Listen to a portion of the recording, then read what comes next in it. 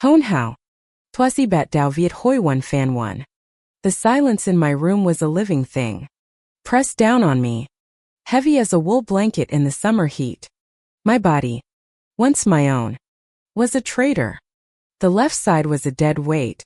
A foreign country I could no longer visit. My voice, which had told stories to generations of students, was a prisoner in my throat, capable only of frustrated, shapeless sounds. But my ears still worked perfectly. And that was the cruelest part. From the living room, I could hear her. Sarah, my daughter-in-law. Her voice was not the one I knew. The usual honeyed sweetness was gone, replaced by something sharp and cold, like a shard of ice. It was her phone voice, her business voice, a voice I had never been meant to hear. No, he still doesn't know a thing, she said, her tone clipped and efficient. David is sentimental. He'll come around once it's done. A pause. I could imagine her pacing on the hardwood floors, her expensive heels clicking a death knell for the life I knew. Just proceed with the paperwork. The house should be listed by Friday. With this market, it will be sold within a month. The house. My house. The house where I had brought my son, David, home from the hospital. The house where my husband, Richard, had planted the rose bushes that still bloomed every June under my window. And her? The voice on the other end must have asked about me. Sarah let out a short, impatient sigh. She's going to a place with the best care. It's all arranged. Don't worry. All the papers are signed. She signed them herself. The lie was so audacious, so complete, that it stole the very air from my lungs. A memory surfaced, hazy and thick with the fog of my illness. Sarah's smiling face, her gentle hand guiding my trembling one across a stack of papers. Just some medical authorizations. Mom, she'd cooed. So I can take care of everything for you. I had trusted her. I had loved her. For 10 years. She had been the perfect daughter. The one I thought I was so lucky to have. Now, lying paralyzed in the quiet darkness, I understood. The performance was over. The curtain had fallen. And I was seeing the actress for the very first time. But that was at the end. To understand how the curtain fell, you must first see the play. 1 year earlier, my life was painted in the soft, warm colors of contentment. I lived in Maple Creek, North Carolina, a town where people still waved to each other from their front porches, and the biggest news was the winner of the annual bake-off. My home was a sturdy, 2-story farmhouse that Richard and I had bought when we were young and full of dreams. After he passed, the house became my sanctuary, a living album of our life together. Every creak in the floorboards was a whisper from the past. Every sunbeam that slanted through the kitchen window a memory of a shared breakfast. My days had a gentle rhythm. Mornings were for the garden. I'd be out there with the sunrise, my hands in the soil, tending to Richard's roses and my own vegetable patch.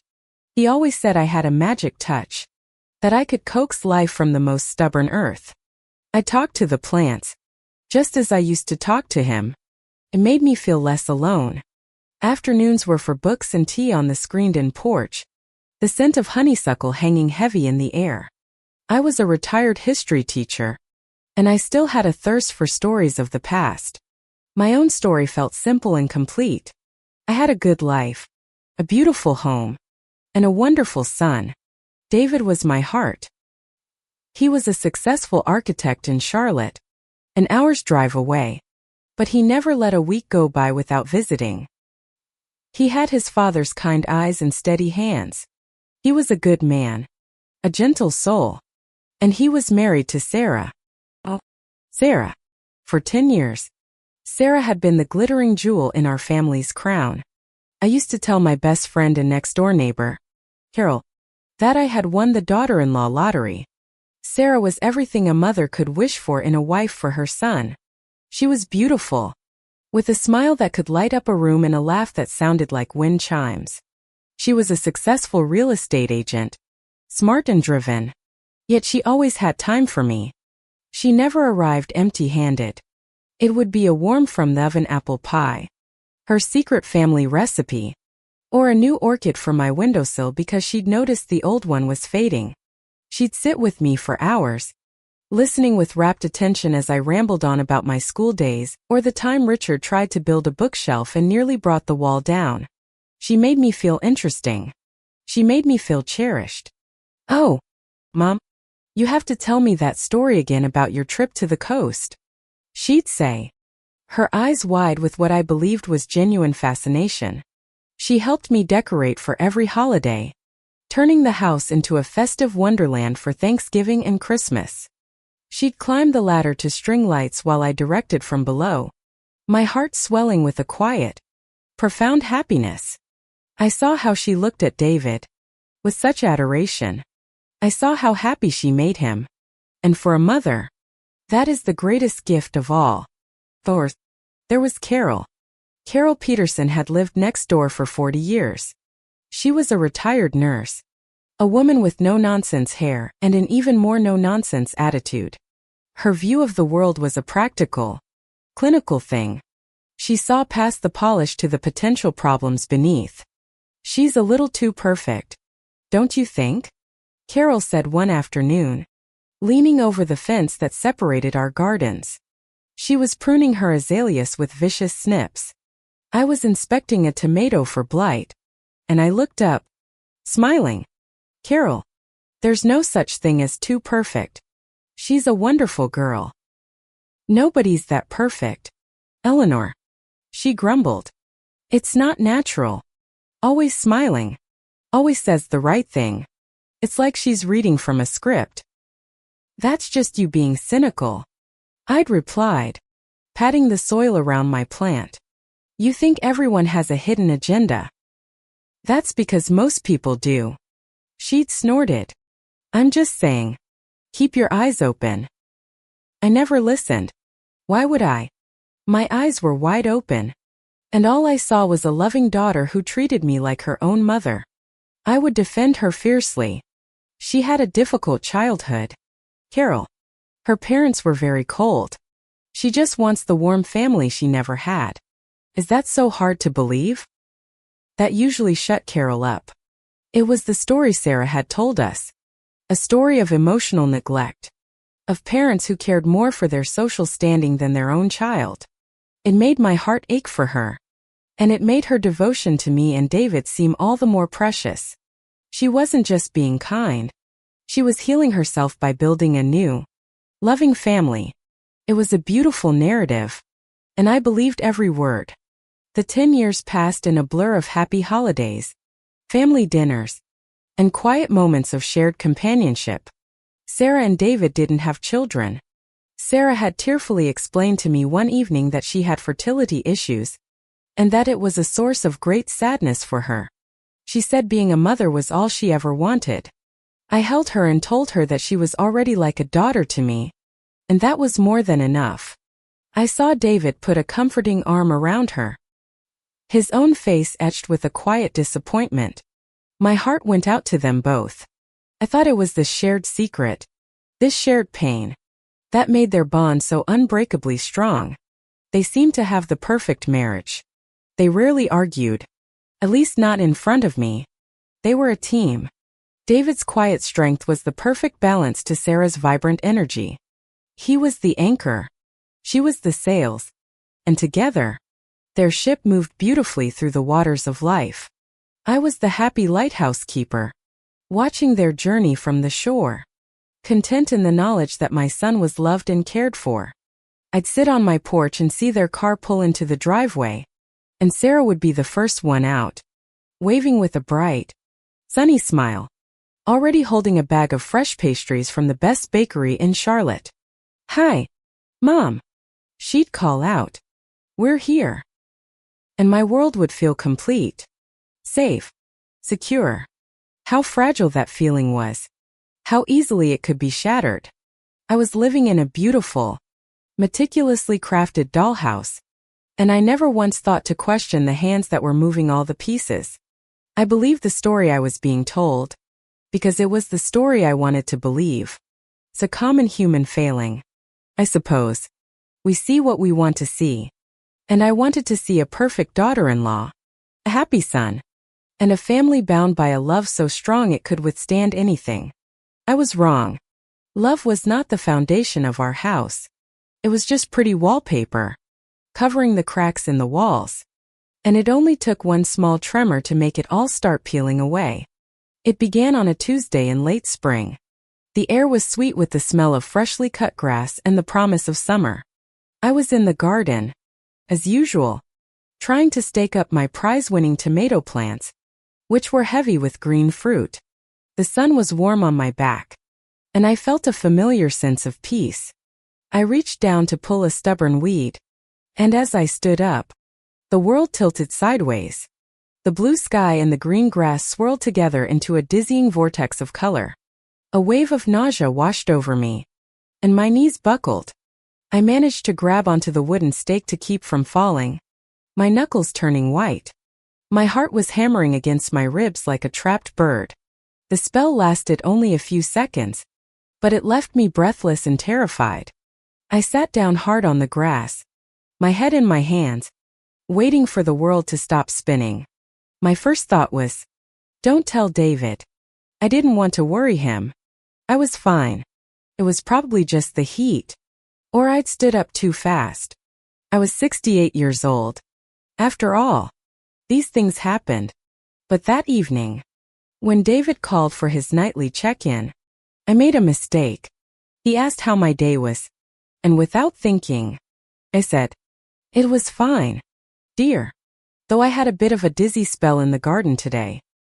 The silence on the other end of the line was immediate and heavy. A dizzy spell? What kind of dizzy spell?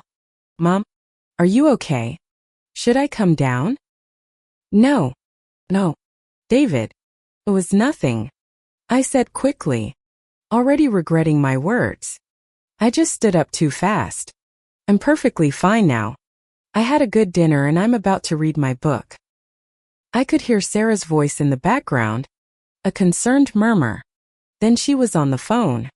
Her voice was thick with worry. Mom? David told me what happened. Are you sure you're all right? Maybe you should see Dr. Miller. Sarah. Darling. I'm fine. It was nothing. Really. You two worry too much. We worry because we love you, she said, her voice so full of sincere affection it melted my resolve. You know what? We're coming down this weekend. No arguments. I'm going to make you my chicken soup and we're going to make sure you're resting properly. I sighed, but I was also touched by her insistence. This was Sarah. Always caring. Always ready to drop everything for me. Carol's cynical words felt so distant and foolish in that moment. When they arrived that Saturday, Sarah was in full-on caregiver mode. She bustled into the kitchen, shooing me onto the sofa. You sit. Relax. Doctor's orders, she said with a wink. Though she wasn't a doctor, she spent the day fluttering around me. She fluffed my pillows. She brought me tea. She made a huge pot of chicken soup that filled the house with a savory, comforting aroma. She insisted on tidying up the living room, rearranging the magazines on the coffee table into a perfect fan. David watched her with a look of pure adoration. See, Mom, he said, sitting beside me. I told you I married the best woman in the world. She takes such good care of us. She certainly does. I agreed, sipping the delicious broth from the bowl she had brought me. Felt good to be pampered. Felt good to be loved.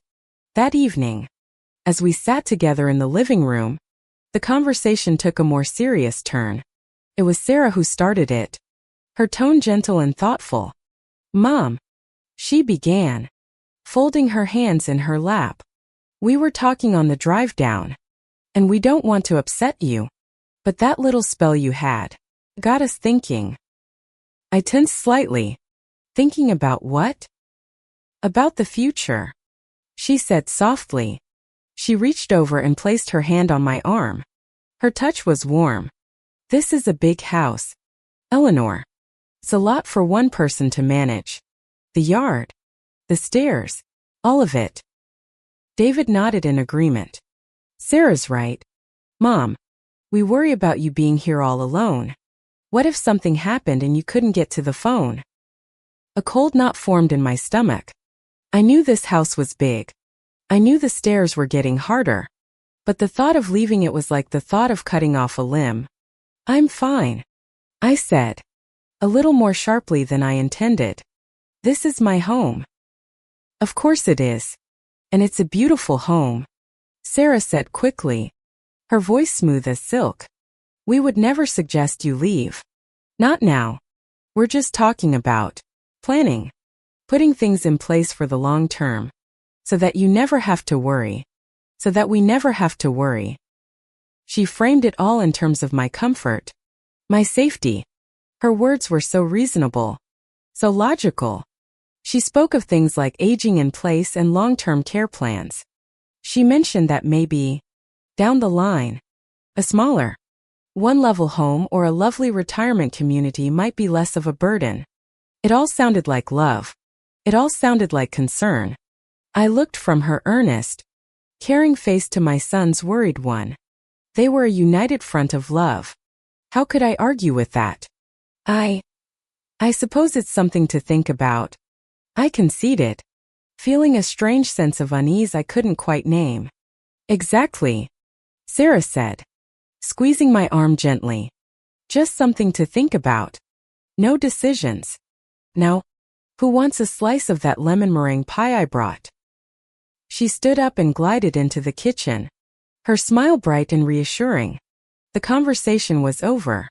The seed had been planted, so subtly I barely felt it go into the ground. A plan for the future. My future. A future that, I would later learn, had already been designed without my consent, for her benefit alone. But that night, all I saw was a daughter's love, and I ate the pie, and I told her it was the best she had ever made. The seed Sarah had planted lay dormant for a few weeks. Life returned to its normal, peaceful rhythm. The dizzy spell didn't return, and I almost managed to convince myself it had been a fluke, a momentary blip in an otherwise healthy existence. I continued to tend my garden, to read my books, to live within the quiet comfort of my routine. But something had shifted, almost imperceptibly. The idea of my own frailty, once a distant abstraction, had moved a little closer. Sarah, however, did not let the idea die. She nurtured it with the same care she seemed to afford everything else. Her concern, which had always been a comforting presence, now had a sharper edge, a new focus. Every phone call now included a gentle but persistent inquiry. Are you eating enough? Mom, I can have some healthy meals delivered if you're too tired to cook. How are the stairs feeling today? Be careful. Now, always hold the handrail. I saw an article about a new service that helps seniors with home maintenance. Maybe we should look into it? The gutters will need cleaning soon, and I don't want you even thinking about a ladder. Each suggestion was wrapped in the language of love and care. Each one was a small, reasonable brick being laid in the wall of a future she was building for me. When I would protest, saying I was perfectly capable, she'd sigh softly. I know you are. Mom, you're the strongest woman I know. But please, just let us help. It gives David and me such peace of mind. How could I refuse? Refusing her help felt like refusing their love. It felt churlish and ungrateful. So, I agreed. I let her arrange for a landscaping service to take over the heavier yard work, even though the ache in my muscles after a day of digging was a satisfying one. I let her hire a cleaning lady to come once a week, even though I had always taken pride in keeping my own house. Each new helper was another small piece of my independence chipped away. My home began to feel less like my own and more like a project she was managing. She would talk to the landscapers. She would leave instructions for the cleaner. I was becoming a passive resident in the museum of my own life. Carol, noticed. She's got you wrapped around her little finger. Eleanor, she said one afternoon over tea on my porch. The cleaning lady was vacuuming inside. The noise a low drone. She's just helping. Carol. It's a lot for me to handle on my own. You've been handling it on your own for a decade, she pointed out, stirring her tea with more force than necessary. It's one thing to help. It's another to take over. She's treating you like a child. She's treating me like a mother she loves. I corrected, my voice firm. I wish you could see that. Carol took a sip of her tea and looked at me over the rim of her cup. Her eyes, usually so sharp and critical, were soft with concern. I see a woman who is very, very good at getting what she wants. I just haven't figured out what it is she wants yet. I changed the subject. I didn't want to hear it. I didn't want to entertain the slightest shadow of a doubt about Sarah. To doubt Sarah would be to doubt my own judgment. It would be to admit that for 10 years, I had been blind, and it would mean that the perfect, happy family I saw was a mirage. It was easier, far easier, to believe in the beautiful lie. The summer faded into the warm golds and reds of autumn. The air grew crisp. It was my favorite time of year in Maple Creek. The leaves on the maple trees that lined our street would turn a brilliant, fiery crimson. Richard and I used to take long drives into the Blue Ridge Mountains just to see the colors. Sarah announced that she would be hosting Thanksgiving this year at her and David's modern, minimalist house in Charlotte. It's just too much for you to handle, Mom, she'd said over the phone, her voice bright and decisive. All that cooking and cleaning. This year, you're the guest of honor. You just have to show up and be fabulous. A part of me was deeply disappointed. Thanksgiving had always been at my house. The smell of roasting turkey and my grandmother's stuffing recipe was woven into the very fabric of the walls. It was a tradition. But another part of me was tired. The idea of not having to spend 2 days on my feet in the kitchen held a certain appeal. Are you sure, dear? I asked. Absolutely positive. It's all settled. David is thrilled. He said it's about time we took care of you for a change. And so, for the first time in 40 years, I was not the host of Thanksgiving dinner. David drove down to pick me up. As I locked the door to my quiet, empty house, a pang of sadness hit me so hard it almost took my breath away. The house felt wrong without the promise of family and food filling it. Sarah's home was lovely, a bit cold for my taste. It was all clean lines, gray walls, and glass. It was a showpiece, a house from a magazine. It was immaculate, but it had no soul. There were no scuff marks on the floor where a child had skidded in his socks. No faded spot on the wall where a beloved painting had hung for years. It was a house without ghosts, without memories. The dinner was exquisite. Sarah was a fantastic hostess. The food was delicious. The table was set perfectly. But it felt sterile. It wasn't my grandmother's lumpy gravy or Richard's favorite slightly burnt sweet potatoes. It was a catered affair. I realized, looking at the perfectly uniform slices of turkey. Sarah had outsourced tradition. Throughout the meal, she kept the conversation light and cheerful. But after dinner, as we sat in her stark white living room, she brought up the topic again. She did it cleverly, tying it to the holiday. I was just thinking today, she said, looking around her pristine home. How wonderful it is to have a space that's easy to manage. It gives us so much more time to actually enjoy life, instead of just maintaining things. She turned her dazzling smile on me. Don't you feel relaxed, Mom? Not having to worry about a thing? It's very nice, dear, I said, feeling a familiar sense of defensiveness rise in me. David, drowsy from the turkey and wine, nodded. She's got a point. Mom, this was so much easier for you.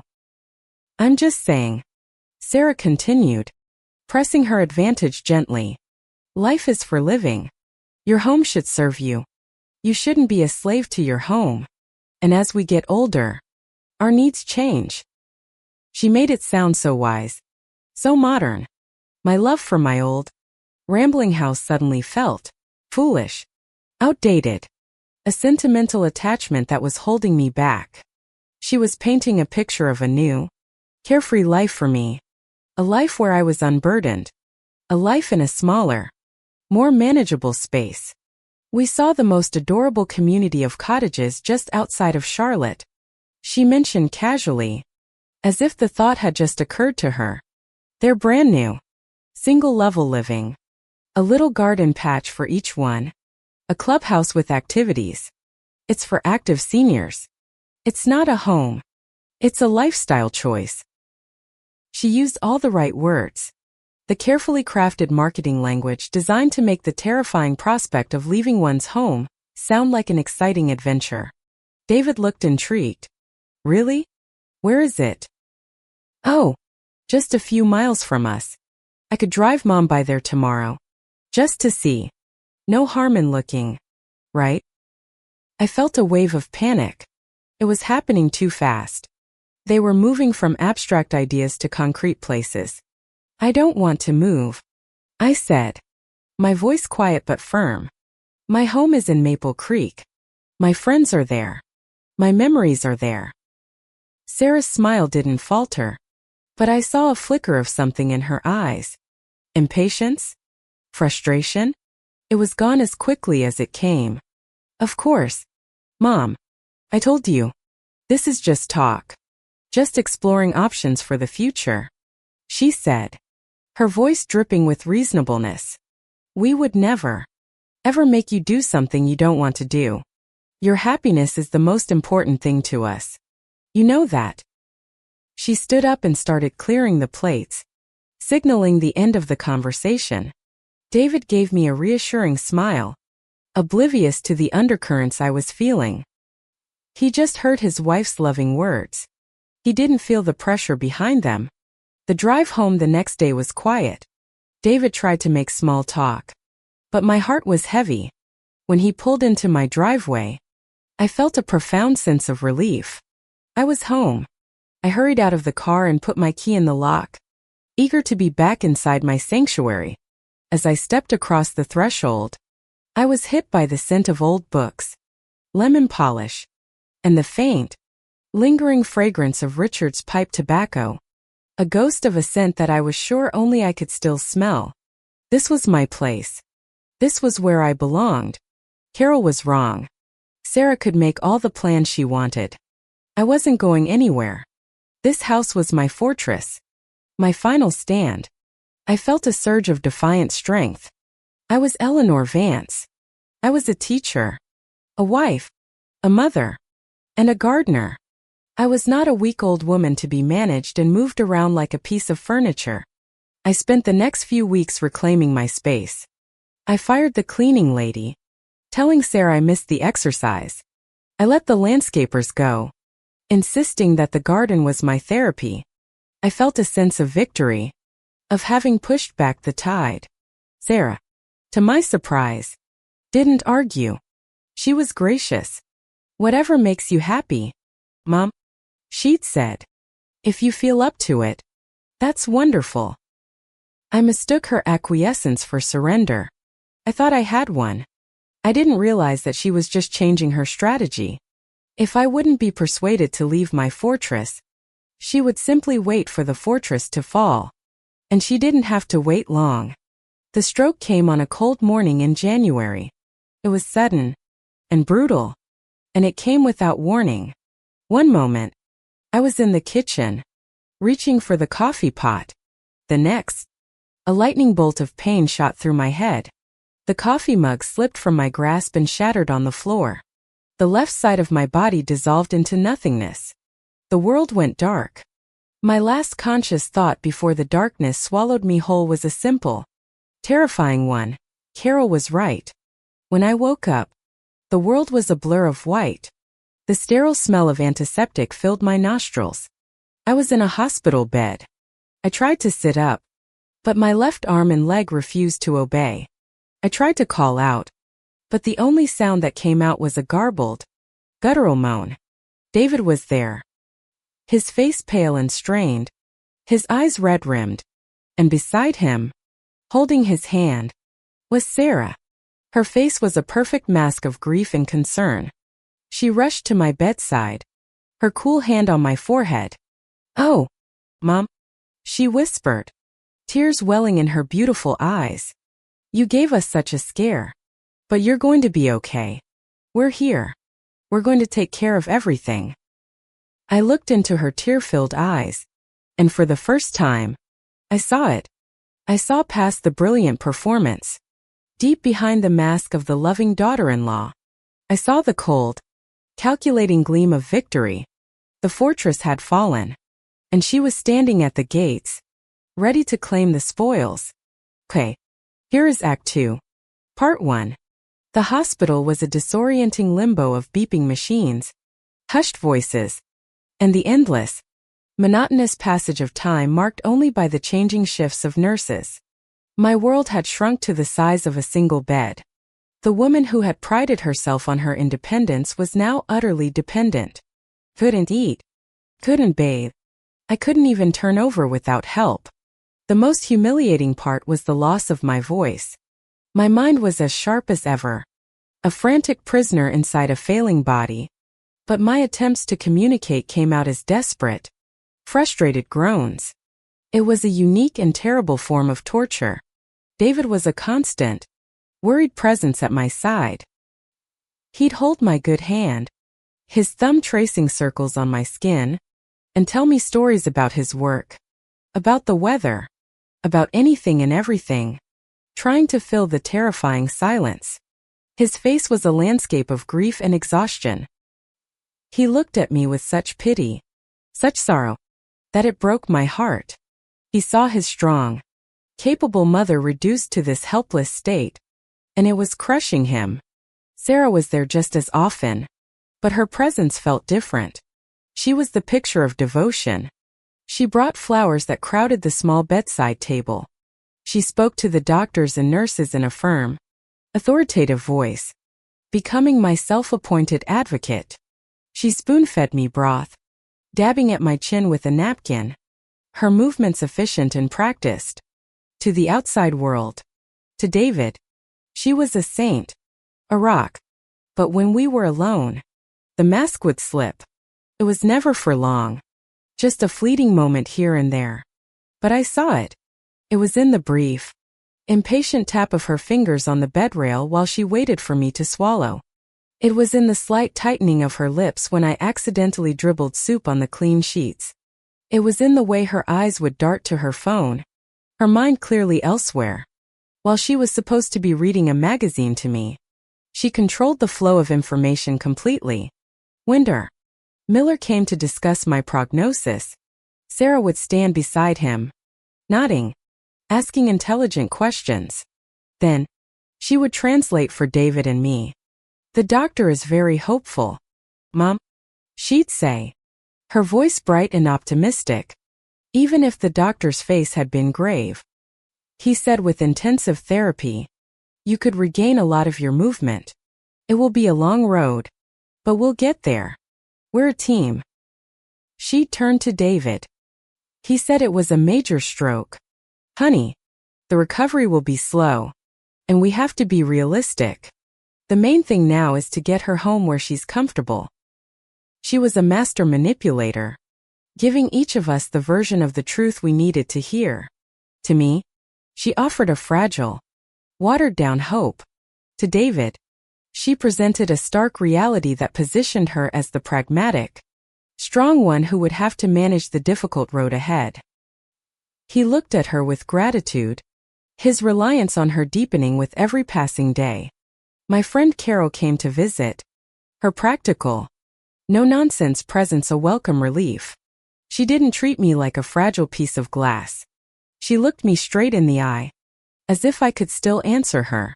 "Well, you've gotten yourself into a real pickle, Eleanor," she said, pulling a chair close.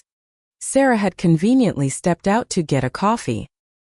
I tried to respond.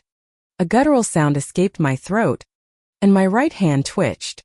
I know, Carol said, patting my hand. "Don't try to talk. Just listen. I don't trust that daughter-in-law of yours as far as I can throw her." She's been buzzing around this place like she's in charge of everything. The nurses all think she's wonderful. She's got them all fooled. I squeezed her hand. Yet, I wanted to scream. Yet, you see it too. David is lost in the fog. Carol continued, her voice low. He just sees his wife stepping up in a crisis. He doesn't see that she's been waiting for this crisis all along. You just focus on getting better. I'll keep my eyes open. Her visit was a lifeline. Confirmed I wasn't crazy. The subtle cruelty. The chilling efficiency I was seeing in Sarah. It was real.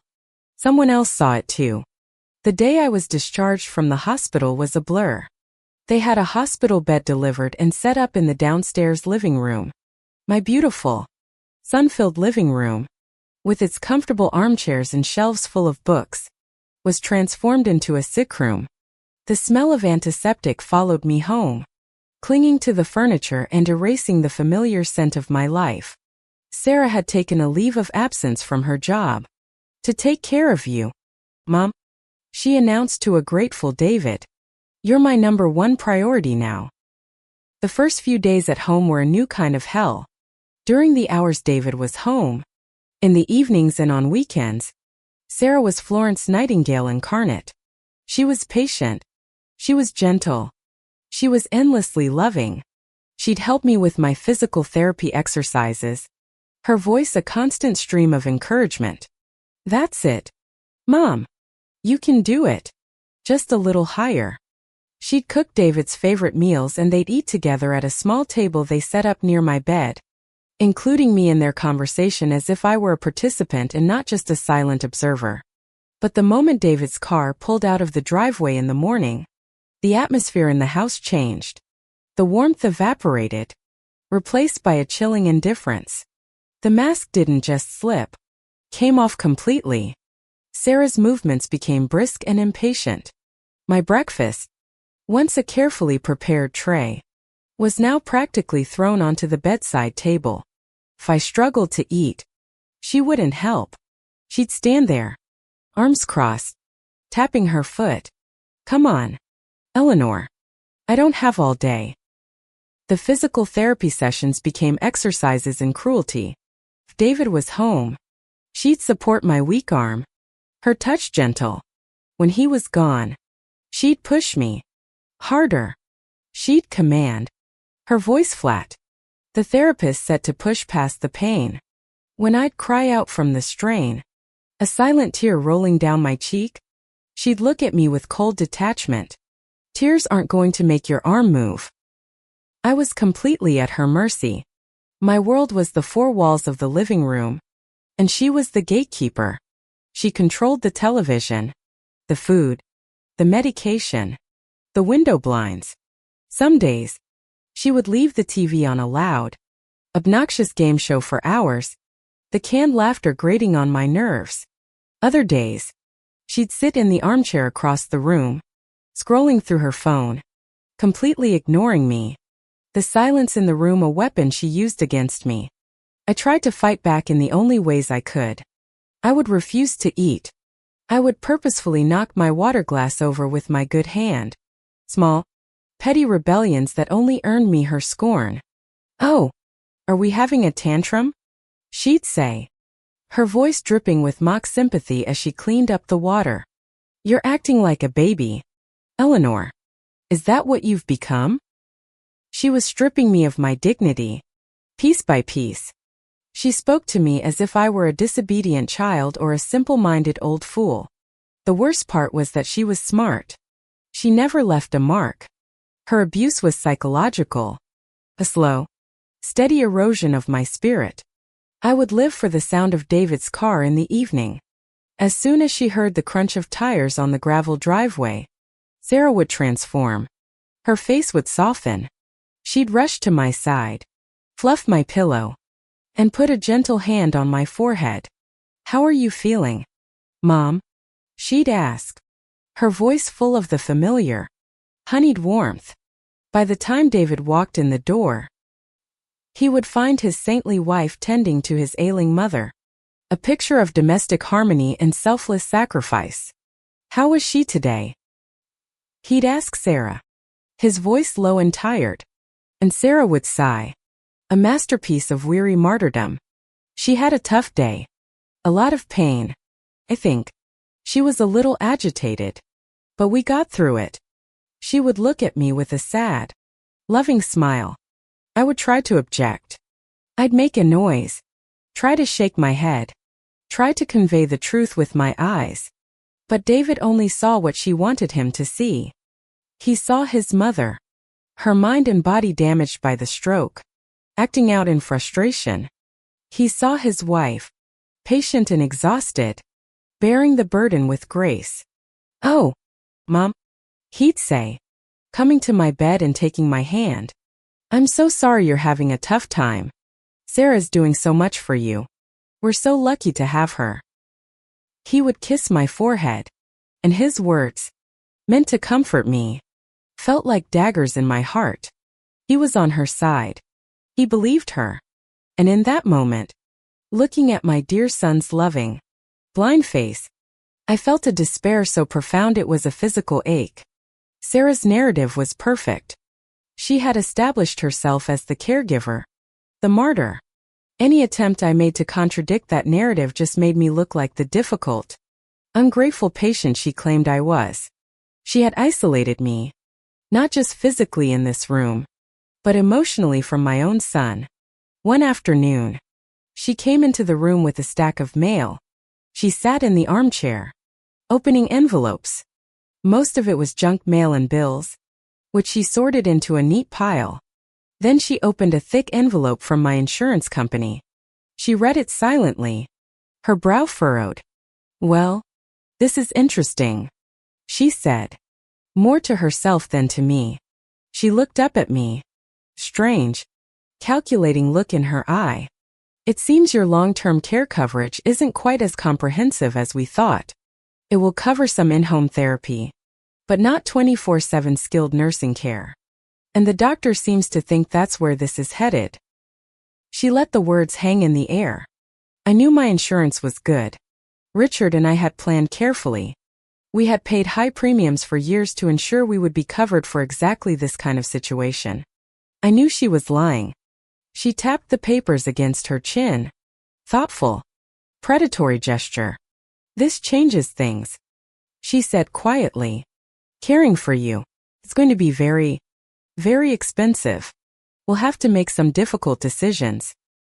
She looked around the living room, her eyes lingering on the antique furniture, the paintings on the wall, the view of the garden through the window. It wasn't a loving gaze. It was the gaze of an appraiser. She wasn't looking at a home. She was looking at assets. That was the moment I understood. It wasn't just about control or some petty cruelty. It was about the house. It had always been about the house, and the money tied up in it. My illness wasn't a tragedy to her. It was an opportunity, a golden opportunity, and she was going to seize it with both hands. My helplessness felt absolute. I was trapped in my own body, in my own home, watching the predator circle, and there was nothing I could do to stop her. The perfect daughter-in-law was gone. In her place was a stranger with my son's heart in her hand and her eyes on my home. And I was her prisoner. The weeks following Sarah's discovery about my insurance were a masterclass in psychological warfare. She began to sow the seeds of financial anxiety, not just with me, but more importantly, with David. Her campaign was subtle, insidious, and devastatingly effective. She would have loud, one-sided phone conversations, presumably with the insurance company or medical billing offices, while standing in the doorway of the living room, ensuring I could hear every word. "What do you mean that's not covered?" she'd say, her voice laced with manufactured disbelief. "But the doctor said it was medically necessary." "I see. So the out-of-pocket cost for that would be how much?" She would then repeat an astronomical number, followed by a heavy, defeated sigh. She started leaving medical bills on the coffee table, strategically placed so that David would see them when he came home. They were always for the smaller, uncovered items, a specific medication, a piece of equipment, but the sheer volume of them created an impression of a relentless, overwhelming flood of expenses. In the evenings, her conversations with David would be quiet, somber affairs at the far end of the room. I couldn't hear the words, but I could see her performance. I would see her rub her temples wearily. I would see her show him a piece of paper, her finger tracing a line of damning figures. I would see David's shoulders slump, his face growing more careworn with each passing day. She was painting a picture of impending financial ruin, and she was the brave soldier on the front lines, fighting a losing battle. Her resentment towards me, once hidden, began to surface more overtly. Even in David's presence, she would frame it as exhaustion, as the understandable strain of her situation. "I'm just so tired, David," she'd say, slumping into a chair after helping me with a difficult transfer from the bed to my wheelchair. "I didn't sleep at all last night. I was so worried about her breathing." David would rush to her side, full of guilt and gratitude. "Sarah, you're doing too much. Maybe we need to hire more help." "We can't afford it, honey," she'd reply, her voice a brave whisper. "You saw the bills. We just have to manage. I'll be okay. As long as your mom is comfortable, that's all that matters." She was poisoning him against me, making my very existence, my very need for care, the source of their hardship. She was the martyr, and I was the crushing burden she was forced to carry. The truth that we had more than enough money, that my insurance was excellent, that Richard and I had planned meticulously for this very eventuality was a secret locked inside my silent throat. The physical therapist, a kind woman named Maria, came 3 times a week. These were my only respites. Maria was professional and encouraging, and she didn't treat me like an invalid. She saw the spark of the person I still was. "You have a fighter in you, Eleanor," she'd say, as I struggled to lift my leg even an inch off the bed. "Don't you give up." Sarah was always present for these sessions, a hovering, watchful hawk. She'd stand by with a pained smile, offering useless words of encouragement that were really meant for Maria's benefit. "She's so determined," Sarah would say to Maria. "I'm so proud of her." But as soon as Maria left, any progress I had made was undermined. If Maria had me practice holding a special weighted cup, Sarah would later hand me a heavy, unwieldy glass, knowing I would drop it. If Maria praised my effort in trying to form words, Sarah would later say, "Don't bother, Eleanor. I can't understand that gibberish anyway. Just point if you need something." She was actively sabotaging my recovery. A recovering me was a threat to her plan. A me who could speak, who could write, who could communicate with David, was her worst enemy. She needed me to remain helpless, dependent, and silent. The day she brought the papers was a gray, drizzly Tuesday. The mood in the house matched the weather. Sarah had been particularly cold all morning, barely speaking to me. Then, around noon, her demeanor shifted. She came into the room with a cheerful smile that didn't reach her eyes. She was carrying a cup of my favorite chamomile tea and a thin leather portfolio. "I brought you some tea, Mom," she said, her voice back to its familiar, syrupy sweetness. She helped me take a few sips. The warmth was comforting, but I was immediately on guard. This sudden kindness was always a prelude to something else. She sat down, placing the portfolio on her lap. "I have some things here we need to take care of," she said, her tone businesslike but gentle. "It's just some paperwork from the hospital and the insurance company. Some authorizations, things like that. It's a lot of red tape, but it will allow me to handle all the billing and speak to the doctors on your behalf. It will make things so much easier." She opened the portfolio and took out a thick stack of documents, filled with dense, legal-looking text. She also produced a pen. "It's a lot of boring stuff," she said with a light laugh. "Basically, it's a medical power of attorney. It just gives me the authority to make healthcare decisions for you if you're unable to. It's a standard thing. In fact, they were surprised we hadn't done it already. It sounded reasonable. It even sounded like a good idea. In the fog of my illness and the state of high alert she constantly kept me in, my critical thinking was impaired. I was exhausted from the daily struggle, from the constant, low-level fear. A part of me just wanted the path of least resistance. She pointed to a line at the bottom of the first page.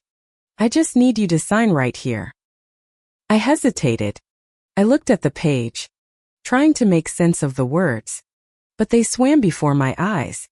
My inability to focus, to read, was another casualty of the stroke. What is it?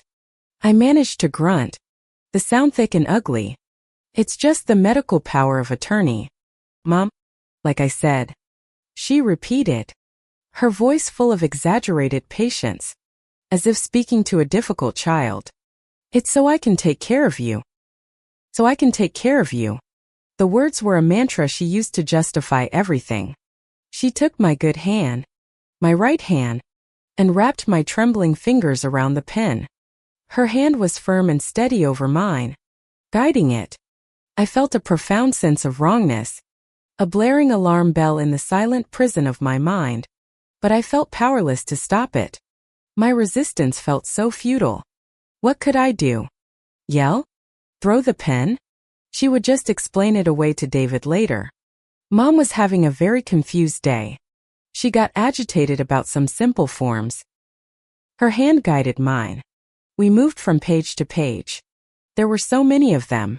She would flip a page, point to a line, and say, and here.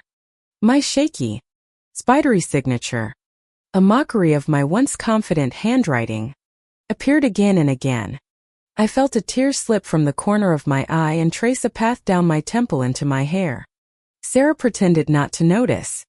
There, she said, her voice bright with accomplishment when it was finally over. She gathered the papers, tapping them into a neat stack. All done. That wasn't so bad. Was it? Now everything is in order. You don't have to worry about a thing. I'll handle everything from now on. She put the papers back into the portfolio and snapped it shut. The sound was like a cell door clanging closed. She stood up, her smile wide and triumphant. She had done it. She had gotten what she wanted.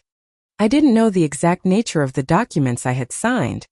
I didn't know I had just signed away my home, my savings, my entire life. I just knew, with a certainty that chilled me to the bone, that I had made a terrible, irreversible mistake. Later that evening, David came home looking more exhausted than ever. Sarah met him at the door with a hug and a kiss. How was your day, honey? She asked. Long, he said. I'm worried, Sarah, about the money. I was looking at our accounts today, with my reduced hours to be here more. And all these bills for Mom. Sarah hushed him, putting a finger to his lips. She led him into the room and they stood by my bed. She looked down at me, her expression a perfect blend of love and sadness. Don't you worry about the money, David, she said, her voice strong and reassuring. I took care of some things today. I've put a plan in motion. A plan that will ensure Mom gets the absolute best care. And we don't have to worry about the cost. David looked at her, his eyes filled with awe and relief. You did? What did you do? Sarah, you're amazing. I'll do anything for this family, she said, her gaze still on me. There was a challenge in her eyes. A dare. Tell him. Her look said. Try to tell him what I've done. He'll never believe you. She was right. I looked at my son's trusting face, his heart so full of love for this woman, his mind so poisoned by her lies. He wouldn't believe me. He would think it was the stroke talking. He would think his mother had lost her mind. Sarah leaned down and brushed a strand of hair from my forehead. Her touch felt like a spider on my skin. Everything is going to be okay, Mom, she whispered. For David's benefit. I promise. And I knew, with a terrifying clarity, that my life as I knew it was over. I had not only been taken prisoner, I had just handed the keys to my own cell to the jailer. The play was entering its final, devastating act, and I was powerless to stop it. The shift in the household after the signing of the papers was palpable. The pretense of our old life was completely gone. Sarah no longer bothered with the dramatic, one-sided phone calls or the strategically placed bills. Her mission was accomplished. The tools of persuasion no longer needed. Now began the phase of execution. Chilling, methodical efficiency took over. Her first move was to dismiss Maria, the physical therapist. "I'm so sorry, Maria," I heard Sarah say to her at the door one afternoon, her voice oozing with fake regret. "It's just the cost. The insurance won't cover any more sessions. We simply can't afford it out of pocket. David and I will just have to do our best to continue her exercises on our own." Maria looked past Sarah towards me, her face a mixture of pity and professional concern. But she was making such good progress. Consistency is key. You know that. "I know," Sarah said with a heavy sigh. "It breaks my heart. But our hands are tied." And just like that, my lifeline was cut. My only connection to the outside world, the only person who saw me as a person fighting to get better, was gone. The exercises Sarah and I did on our own were a joke. She would go through the motions for 5 minutes, her touch rough and impatient, before declaring the session over. My muscles, which had just begun to reawaken, started to feel dull and lifeless again. My small spark of hope for physical recovery began to dim. Next came the isolation. Sarah started screening my calls and visitors with an iron fist. When Carol would call, Sarah would answer with a polite but firm tone. "Oh, she's sleeping right now. Carol, she had a very rough night. No, it's best not to wake her. The doctor says rest is the most important thing. I'll be sure to tell her you called." Fourth, she never did. When Carol, characteristically undeterred, would show up at the door, Sarah would meet her on the porch, blocking the entrance. "It's not a good day, Carol," she'd say, her face a mask of weary concern. "She's very confused and agitated. The doctor said too much stimulation can be bad for her. It's just so hard to see her like this." Carol, I learned later, didn't buy it for a second. She would argue, "I'm her best friend. Sarah, let me just see her for 5 minutes." "I'm sorry," Sarah would say, her voice hardening. "But as her legal medical guardian, I have to do what's best for her health. And this isn't it. I'll let you know when she's having a better day." She was using the very authority I had unwittingly given her as a weapon to keep me completely alone, severing my ties to the one person who suspected the truth. I would lie in my bed and hear their muffled voices at the door, my heart pounding with a desperate hope that Carol would somehow push her way past. But she never could. The door would close, and the suffocating silence would descend once more. Sarah's days now had a new purpose. She spent hours on her laptop at the dining room table, which was visible from my bed. I would watch her, silent, helpless observer to the dismantling of my own life. She was on real estate websites, her expression focused and intense. She was making calls, her voice reverting to that sharp, professional tone I'd first overheard. Yes, for bedrooms, 2.5 baths, large lot, mature trees, prime location in Maple Creek. She'd say into her phone. She was describing my house, my home. She was preparing to sell it. The emotional detachment was staggering. She spoke of the place I had filled with love and life as if it were just another property in her portfolio, a collection of stats and features designed to appeal to a buyer. She never once looked at me during these calls. In her mind, I was already gone. I was just a piece of problematic furniture that would soon be moved out. David remained blissfully, heartbreakingly unaware. Sarah's narrative to him was now one of proactive problem-solving. She was no longer the overwhelmed victim of circumstance. She was the decisive commander taking charge of a difficult situation. "I've been doing a lot of research, honey," she told him one evening, sitting beside him on the sofa, her laptop open. "And I think I've found a solution. A way for Mom to get the care she needs. The kind of 24/7 professional care we can't give her. In a place that's safe and beautiful." My blood ran cold. I knew what was coming. "What is it?" David asked, his voice hopeful. She turned the laptop towards him. On the screen were glossy photos of a modern, sterile-looking building surrounded by unnaturally green lawns. It looked like a luxury hotel or a corporate headquarters. "It's called Pine Ridge Estates," Sarah said, her voice full of enthusiasm. "It's one of the best skilled nursing facilities in the state. They have top-tier doctors, round-the-clock nurses, specialized therapy, everything she needs. Look at the rooms, David. They're beautiful. It's not like those old, depressing homes. This place is cheerful." David looked at the pictures. His expression conflicted. "A nursing home, Sarah. Mom would hate that. She loves this house." "This isn't a nursing home, David. It's a long-term care community," she corrected him gently, using the soothing, deceptive language of the industry.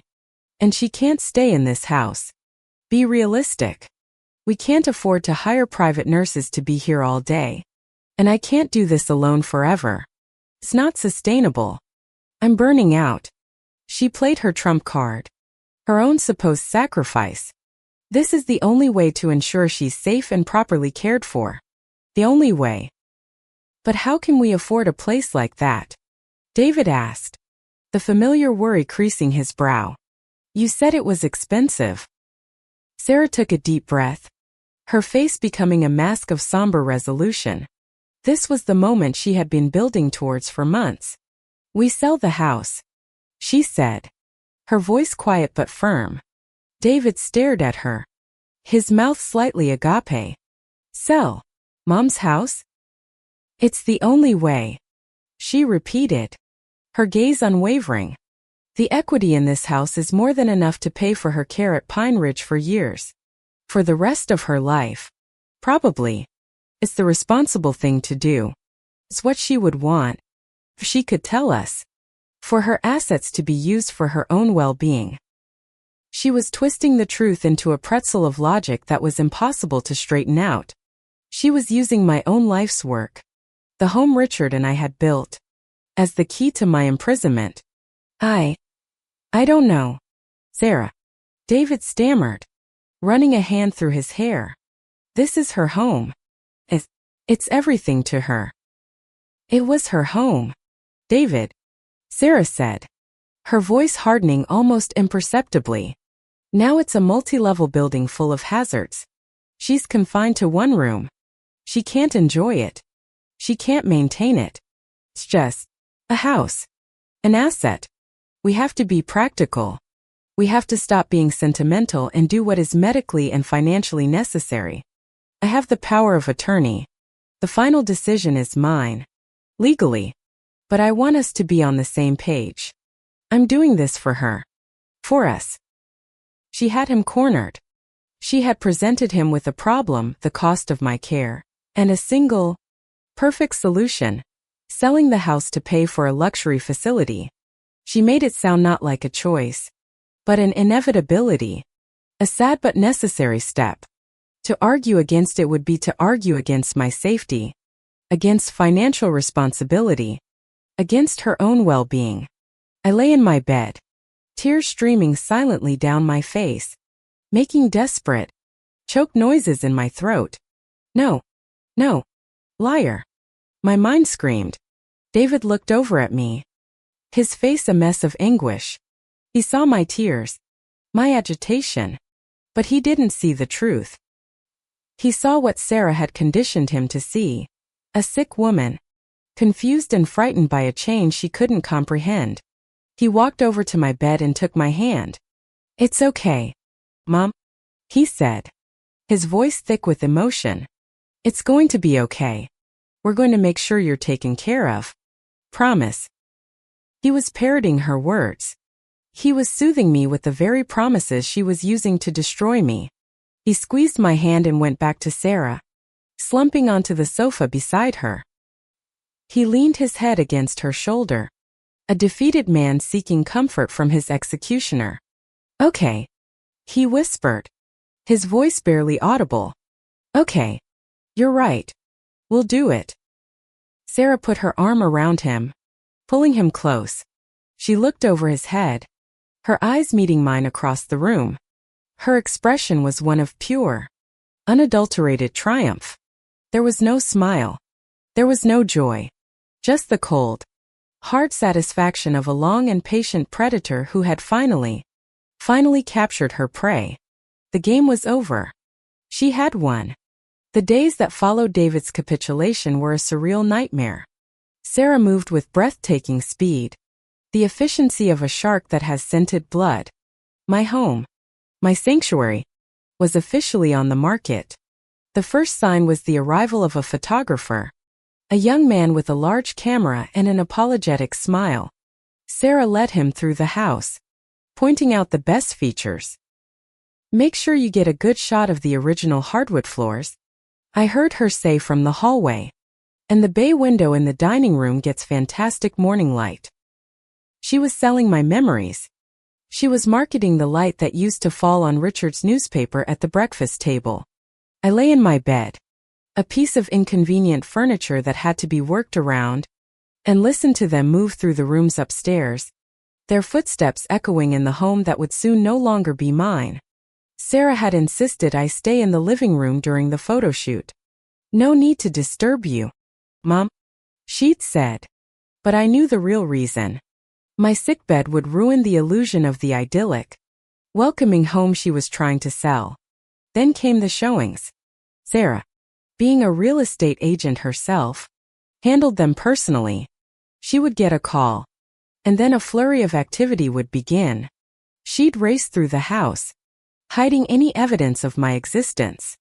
My medications were swept off the table into a drawer. The commode chair was folded and hidden in a closet. She would plump the pillows on my bed, pull the covers up to my chin, and then give me a chillingly sweet smile.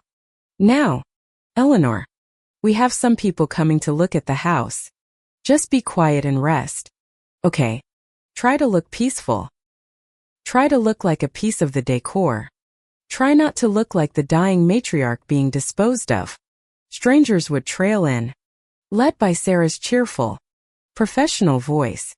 They would peer into my room from the doorway. I would hear their whispers. It's a lovely room. So much light. Is that the owner? Oh, the agent said it's her mother-in-law. She's ill. Very sad. They spoke about me as if I were deaf, as if I were already a ghost. I would close my eyes, feigning sleep, the humiliation a hot flush on my cheeks. Each new set of footsteps, each whispered comment, was another violation, another nail in the coffin of my life in this house. David was rarely present for these moments. Sarah scheduled most showings for when he was at work. She would tell him about them later, framing them as a positive step forward. We had 3 showings today. Honey. All very interested. A lovely young family with 2 kids. They adored the backyard. David would nod, his expression grim but resigned. He had accepted the new reality she had crafted. He was a passenger on the train she was driving, and he had stopped looking out the window. My only hope, my only ally, remained Carol. Despite Sarah's blockade, Carol was persistent. She wouldn't come to the door anymore. But she found other ways. One sunny afternoon, I was in my wheelchair near the window, a position Sarah sometimes put me in because it looked nice from the outside. I saw Carol in her own yard, pretending to weed her flower bed near the fence. She caught my eye and held up her hand in a small, defiant wave. It was a tiny gesture, but it felt like a lifeline. It meant I wasn't forgotten. The breaking point, the moment the last shred of my composure shattered, came about 2 weeks after the house was listed. A for sale sign from Sarah's real estate agency had been hammered into my front lawn, a garish symbol of my impending exile. It was a Saturday. David was home, and Sarah was on high alert, playing the role of the doting caregiver to perfection. She announced she was going to make my bed with fresh linens, a task she usually performed with rough, resentful yanks. With David watching, she was all gentle hands and soothing words. "Let's get you comfortable in your chair for a few minutes, Mom, while I freshen things up," she said. David helped her move me, his touch careful and sad. I sat in my wheelchair, watching as Sarah stripped the sheets from the hospital bed. As she pulled off the bottom sheet, her movements were a little too vigorous. She knocked against the small bedside table, a delicate antique that had belonged to my mother. The table wobbled. A few items on top slid. A book, a glass of water, and the small, silver-framed photograph of me and Richard on our wedding day seemed to happen in slow motion. The frame skidded to the edge of the table, teetered for a moment, and then fell. It hit the hardwood floor with a sickening crash of shattering glass. The sound shocked the room into silence. "Oh!"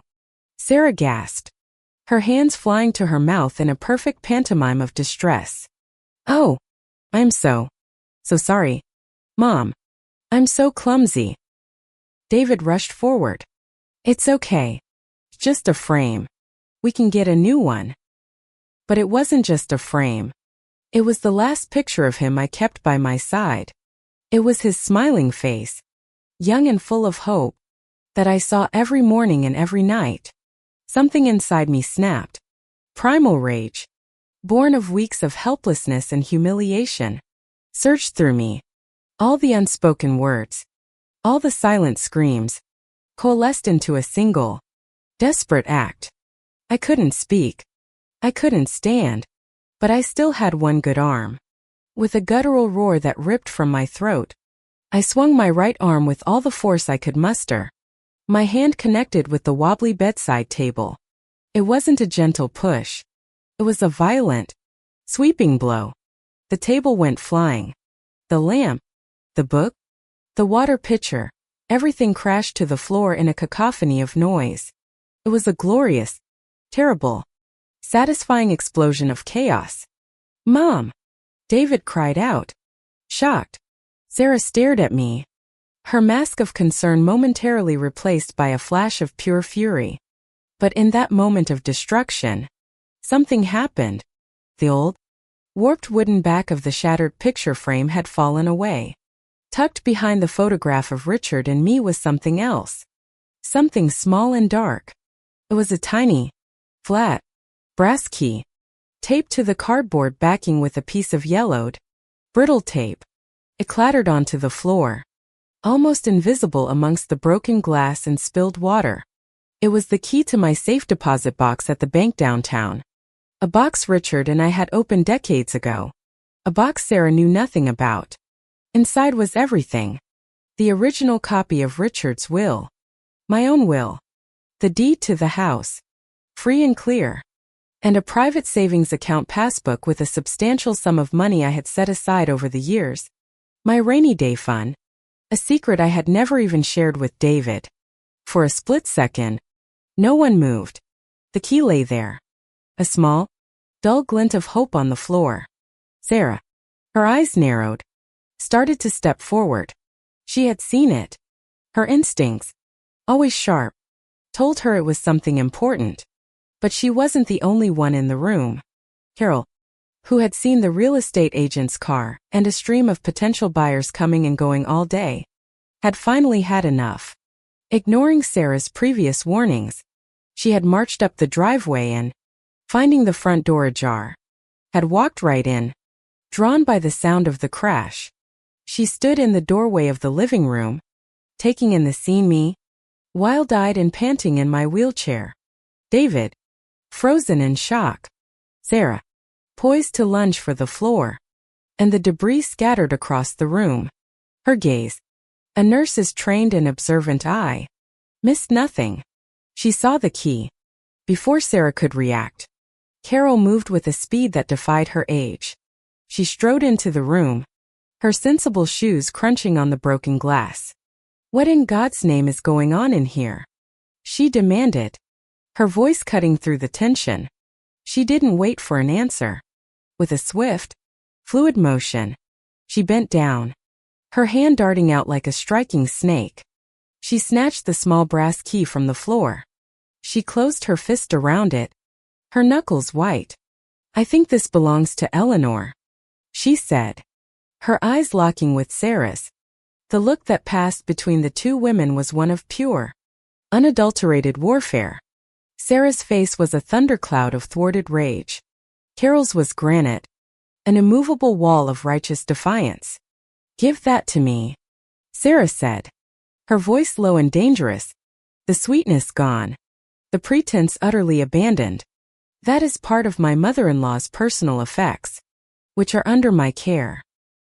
"Not anymore." "They're not," Carol shot back, her voice ringing with authority.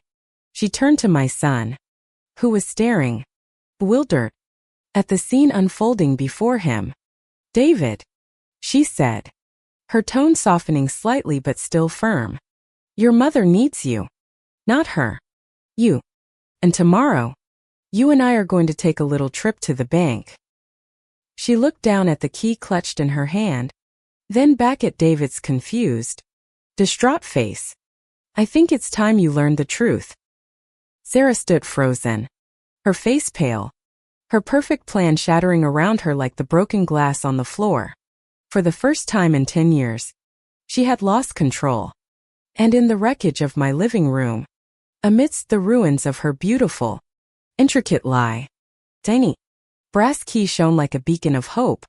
The aftermath of my outburst was a tense, suffocating silence. The air in the room was thick with unspoken accusations and the stench of burnt bridges. Sarah, for the first time, seemed at a loss. The control she had wielded so masterfully had been wrenched from her grasp by a 70-year-old retired nurse with a fistful of brass. She retreated to the far corner of the room, her arms crossed, her face a mask of cold fury. She was calculating, recalibrating, but the panic in her eyes was unmistakable. David was a ship without a rudder, tossed between the hurricane of Sarah's silent rage and the immovable island of Carol's defiance. He looked at me, then at Carol, then at his wife. The foundation of his world had cracked, and he didn't know which way to step. Carol took charge. "David, help me clean this up," she said, her voice calm and practical, cutting through the emotional chaos. It was a simple command, a return to normalcy that he desperately needed. He obeyed numbly, fetching a dustpan and broom. As they swept up the broken glass, Carol never let the key out of her sight. She had slipped it into the pocket of her cardigan, and her hand rested on it protectively. That night was the longest of my life. Sarah and David had a whispered, furious argument in the kitchen. I couldn't make out the words, only the venom in her tone and the lost, defensive murmur of his. Later, David came to my bedside. He looked older, broken. "Mom," he began, his voice hoarse. "What's going on?" "Sarah is. She's saying Carol is turning you against her. That you're not well. That your mind is playing tricks on you." I looked into my son's eyes, so full of pain and confusion. I tried to speak. I focused all my will, all my strength, into forming a single, coherent word. "Key." I rasped. The sound was rough, like stones grinding together, but it was recognizable. "Key." David frowned. "The key? What about the key, Mom?" I met his gaze, pouring every ounce of desperation and truth I possessed into that look. I held his eyes, refusing to let him look away. I would not be dismissed as a confused old woman. Not anymore. He saw something there. A flicker of the mother he knew. The sharp, intelligent woman who had raised him. The doubt that had been planted was beginning to sprout. He said nothing more. Just squeezed my hand and wished me good night. He didn't sleep in the master bedroom with Sarah that night. I heard him make up a bed on the sofa in the den. The house was divided. The next morning, Carol arrived as promised, her expression determined. Sarah tried to block her at the door, but David stepped forward. "Let her in, Sarah," he said, his voice quiet but firm. It was the first time I had ever heard him use that tone with her. "I'm going with her." Sarah's face hardened. "You're choosing her over your own wife?" "I'm not choosing anyone," David said, his voice weary. "I'm choosing to find out the truth." The drive to the bank was a quiet one. Carol drove, and David sat beside her. I was, left behind, a prisoner in my own home with my jailer. The 2 hours they were gone felt like an eternity. Sarah paced the house like a caged tiger. Her phone pressed to her ear as she spoke in low, urgent tones to someone I assumed was her lawyer. She ignored me completely, her contempt now an open, festering wound. She didn't offer me water. She didn't check on me. In her eyes, I was already a ghost, the source of her ruin. Then, I heard the car pull into the driveway. David walked in first. He looked like a man who had aged 10 years in 2 hours. His face was pale, his eyes hollowed out, but the confusion was gone. In its place was a look of cold, devastating clarity. He was no longer a ship lost in the fog. He had seen the rocks he was about to crash on, and the lighthouse that had been trying to warn him all along. He was holding a slim manila folder. He walked to the center of the room, where Sarah stood, defiant. Carol followed him in, standing near the doorway like a silent, steady sentinel. David didn't raise his voice. He didn't yell. The quietness of his fury was far more terrifying. He opened the folder and slid a document onto the dining room table. It was Richard's will. "This is my father's will," he said, his voice flat and devoid of emotion. "The original states, very clearly, that this house is to belong to my mother for the entirety of her natural life, and that it is her express wish to live out her days here. It cannot be sold unless she is of sound mind and gives her willing, uncoerced consent." He slid another document onto the table. It was a passbook for a savings account. "And this is my mother's private savings account, the one you knew nothing about. It contains more than enough money to pay for the best in home, round-the-clock care for the next 20 years without ever touching the value of this house." Finally, he took out a single sheet of paper. It was a letter, the paper soft and aged, covered in my husband's familiar, elegant script. "And this," David said, his voice cracking for the first time, "is a letter from my father, written to me, to be opened in a situation just like this. He says that this house is Mom's soul, and that my most important job as a son is to protect her in this home, no matter what." He looked up from the letter, and the heartbreak in his eyes was vast and deep. He was mourning not just his father, but the woman he thought he had married. 10 years. "Sarah," he whispered. "Was it all a lie? Every I love you? Every smile? Every holiday?" Sarah's composure finally, spectacularly, broke. The sophisticated, calculating woman disappeared, replaced by someone raw and ugly. "A lie?" she shrieked, her voice high and shrill. "You want to talk about lies? I have spent a decade of my life in this godforsaken, backward town, pretending to be fascinated by her boring stories. I listened to her go on and on about your sainted father, about her stupid roses, about the good old days. I smiled. I baked pies. I played the part of the perfect, adoring daughter you all wanted. I earned this. I earned a return on my investment." The venom she had kept bottled up for so long spewed forth, poisoning the air in the room. "This house," she spat, her gaze sweeping the room with pure hatred. "This dusty, Old mausoleum. You people and your sentimentality. It's just wood and nails. It's an asset.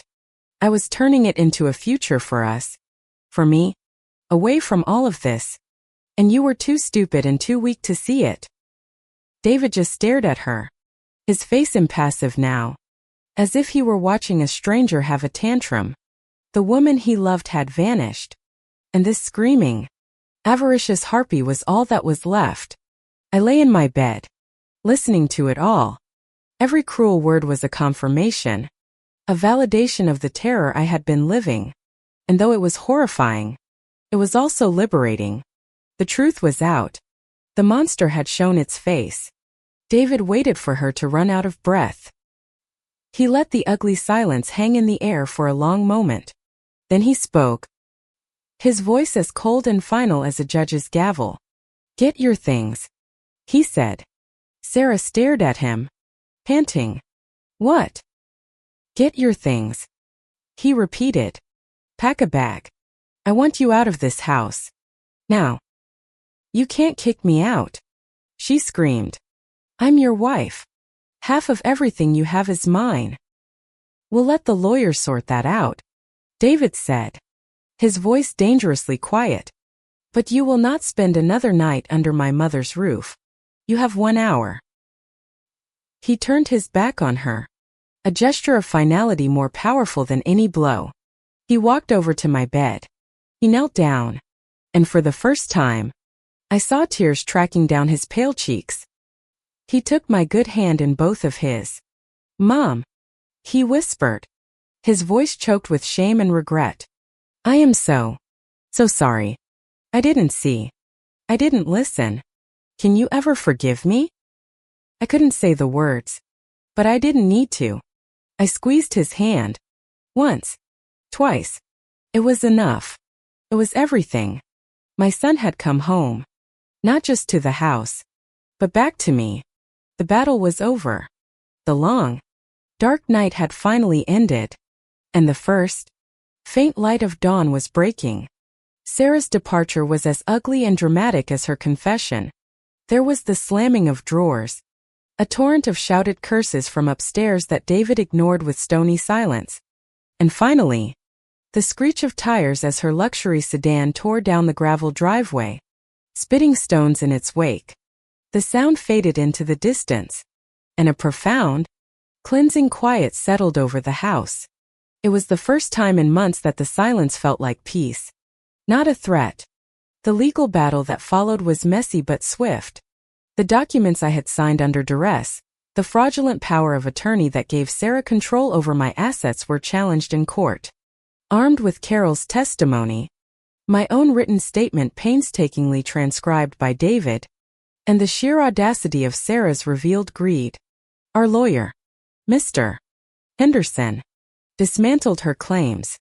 The prenuptial agreement that Sarah had signed 10 years ago, the one she had probably assumed would be a mere formality in a lifetime of manipulating David's good nature, proved to be her undoing.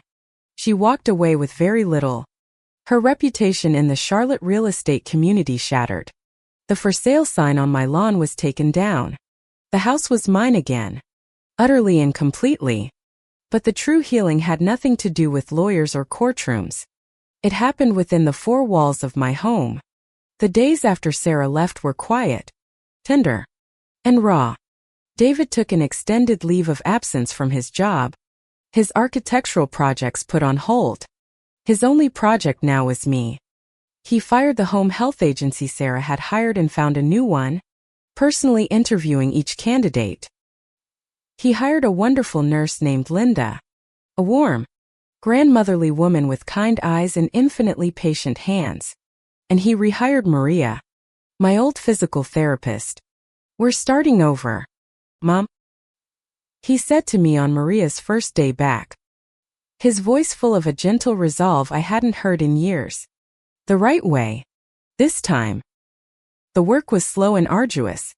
My body had been neglected for months. My muscles atrophied.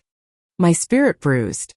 There were days of immense frustration, when my limbs refused to cooperate and my speech was a tangle of incomprehensible sounds. On those days, I would weep with frustration. But this time, I wasn't alone. David would be there. He wouldn't offer empty platitudes.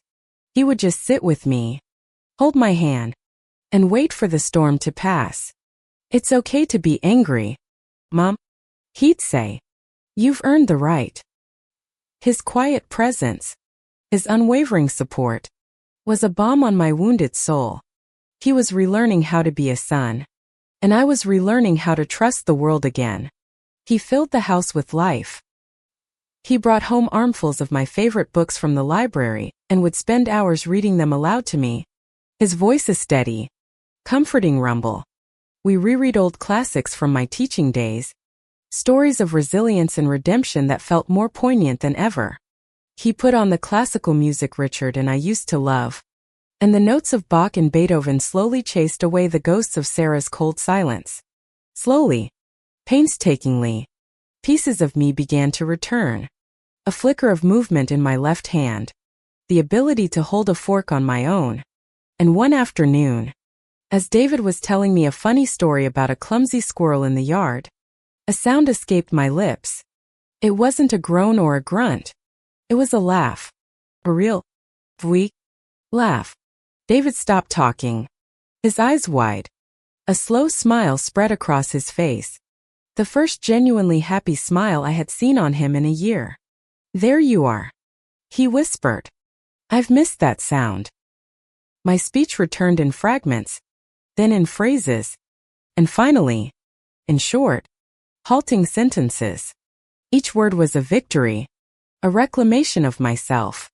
We had long, slow conversations. We didn't talk much about Sarah. There was no need. The wound was there, a scar we would both carry, but we chose not to poke at it. Instead, we talked about the future. He showed me blueprints for a new project he was designing. I gave him my opinions, my mind as sharp as ever. He helped me back into my garden. The first time he pushed my wheelchair out onto the stone patio, the warm spring sun on my face felt like a benediction. The garden had been neglected, overrun with weeds, but Richard's roses were still there, their buds tight and promising. We'll fix it, David said, looking at the overgrown beds. We'll do it together. And we did. He would do the heavy digging, and I would direct him from my chair, telling him which weeds to pull, which plants to prune. He brought me pots of soil and let me plunge my good hand into the cool, dark earth, planting new seeds. We were cultivating life again, both in the garden and within ourselves. One perfect afternoon in late summer, months after the storm had passed, we were sitting on the screened-in porch. I was in a regular armchair now, not a wheelchair. A cashmere throw was draped over my legs, and a cup of tea was steaming on the table beside me. I could hold it myself, my hand only trembling slightly. David was quietly sketching in a notebook, a design for a new ramp he wanted to build off the porch to give me easier access to the garden. The scent of honeysuckle and freshly cut grass hung in the air. The house was quiet, filled with a deep, abiding peace.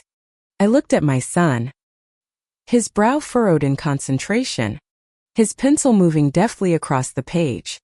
He was thinner, with a few more gray hairs at his temples, but the haunted, broken look was gone.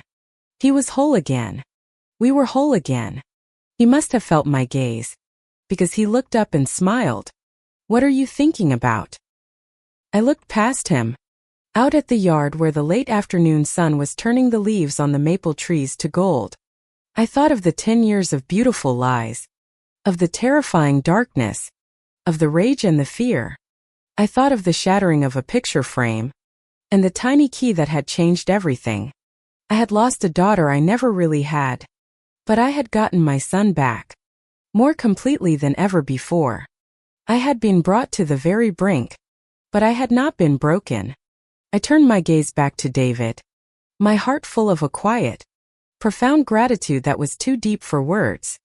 I'm home, I said, my voice clear and steady. I'm finally home. He reached across the small table and took my hand, His grip was warm and strong. We sat there together, in the golden light of the fading day, saying nothing more. We didn't need to. We had survived. And in the quiet sanctuary of the house that had witnessed it all, we were finally, truly, healing.